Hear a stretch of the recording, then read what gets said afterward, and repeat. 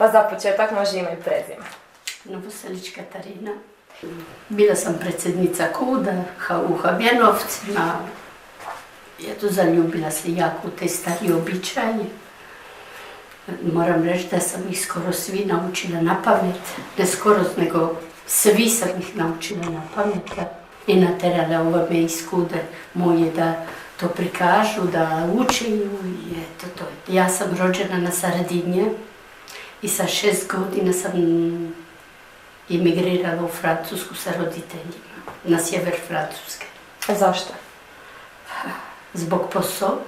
Pa sada, tada nisam radila ništa, nego sam, poslije toga sam ja prva od 8 djece, najstarija.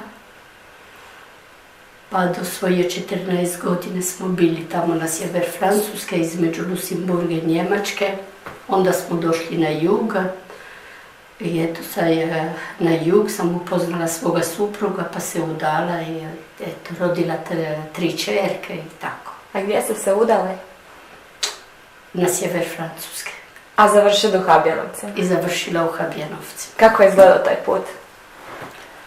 Kako ste dospjeli do Habjanovaca? Odakle je muž? Odavde. Iz Habjanovaca? Iza Habjanovaca, da. Tu je rođen. A što je radio tamo? On je bio zidar. I tako, kako ste se upoznali?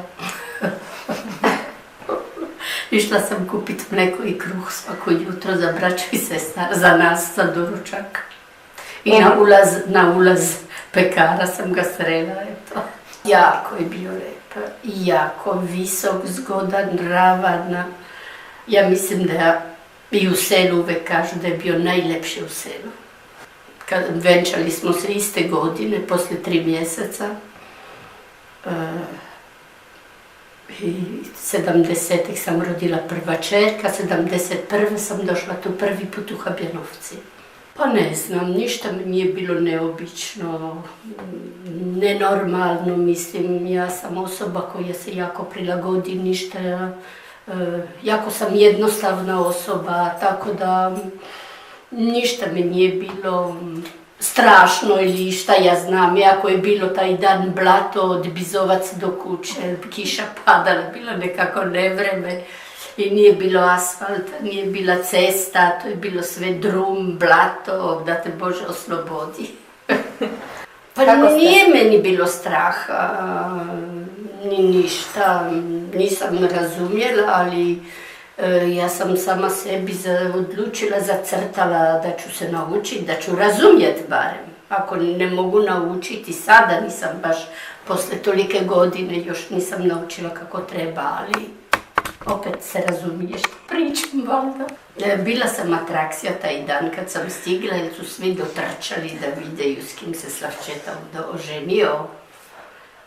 Tako da su došli da me videju i prva reakcija se svekrva je rekla sinu: joj Bože Slavko, pa to je dete.